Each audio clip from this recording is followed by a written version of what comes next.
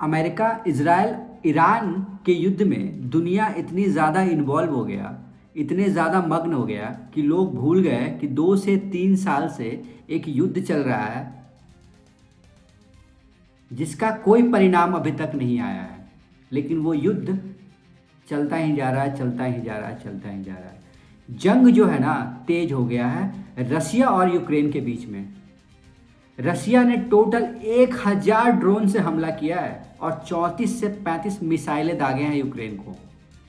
1000 drone और 34 से 35 मिसाइलें दागे हैं यूक्रेन पे। यूक्रेन को समझने का मौका नहीं मिला कि ये क्या हो गया मेरे पास, ये क्या कर रहा है रसिया।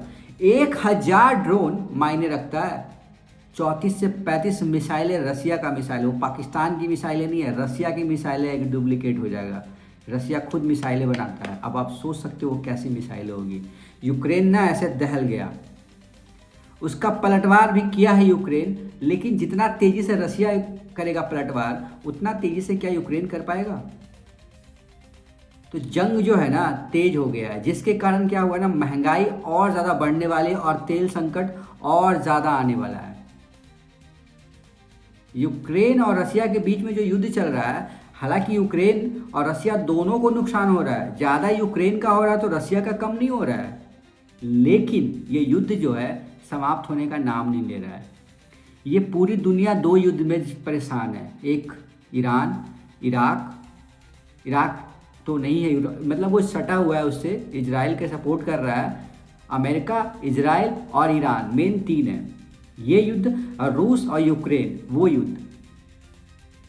एक तो होर्मुज के कारण तेल संकट पहले से चल रहा है, अब रसिया यूक्रेन पे ताबड़तोड़ हमला किया है, हमला को तेज कर दिया है, तो इससे और ज़्यादा महंगाई बढ़ेगी और तेल संकट और ज़्यादा होगा। रसिया भी अपना तेल बचा के रखेगा क्योंकि वो भी नहीं चाहता कि मेरे साथ कुछ हो, संकट हो ऐसा। तो ये युद्ध जो है ना एक विनाश रास्ते पे आ गया है। ये युद्ध, ये कोई भी समझने को तैयार नहीं हो रहा है, कोई भी पीछे हटने को तैयार नहीं हो रहा है, ना रसिया ना यूक्रेन। यूक्रेन को तो हालांकि अमेरिका सपोर्ट कर रहा है, यूक्रेन या फिर नाटो का जो है, या फिर जो इंग्लैंड यूरोप के जो कंट्री है वो सपोर्ट कर रहे हैं, तभी यूक्रेन इतना दिन युद्ध से टिका हुआ है। वरना यूक्रेन ऐसा देश कभी टिका नहीं रह सकता है इतना दिन तक, वो भी रसिया के सामने। जबकि रसिया हमला करने में कोई भी पीछे नहीं हट रहा है, रसिया ताबड़तोड़ हमला कर रहा है। और उधर ईरान, इजराइल और अमेरिका उधर शांति वार्ता चल नहीं रहा है, उधर भी ताबड़तोड़ बारिश हो रहा है, तो उधर भी कुछ बढ़िया नहीं हो रहा है। और पिस रहे हैं इसमें हम जैसे देश जो दूसरे पे निर्भर हैं।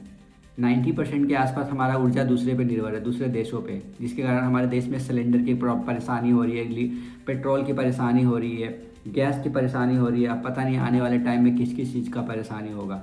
अभी तो परेशानी होना शुरू हुआ। हमारे देश के प्रधानमंत्री श्री नरेंद्र मोदी जी ने भी ये कह दिया है कि अब हमारे देश में कोरोना जैसा स्थिति होने वाला है, तो लोगों को सामूहिक रूप से एक साथ रह के काम करना होगा। अब उससे अंदाज़ा लगा सकते हो कि जो गवर्नमेंट कल होकर सब चीज़ बोल रही थी कि हमारे पास पर्याप्त सुविधा है, अब वो गवर्नमेंट को सामने आके मीडिया के सामने राज्यसभा लोकसभा में बोलना पड़ रहा है। इसके पीछे कुछ तो लॉजिक होगा। गवर्नमेंट समझ रही है कि हाँ स्थिति काफ़ी ज़्यादा नाजुक हो गया है, स्थिति काफ़ी ज़्यादा खराब हो गया है।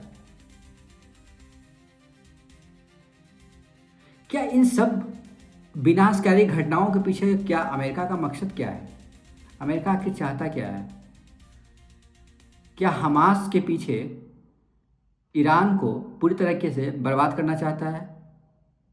क्या इजराइल पूरी तरीके से ईरान को बर्बाद करना चाहता है? दरअसल मकसद पता नहीं चल रहा है क्या हो रहा है, क्योंकि एक दूसरे पे वो फायर कर रहे हैं, एक दूसरे को वो फायर कर रहे हैं। अमेरिका का एक ही चीज़ कहना है, 15 जो शर्त पॉइंट रखे थे वो ईरान मानने से मना कर रहा है। अमेरिका का कहना है कि न्यूक्लियर नहीं होना चाहिए ईरान के पास। ईरान का कहना है चलो ठीक है, लेकिन और चीज़ें हमारे अनुसार होना चाहिए।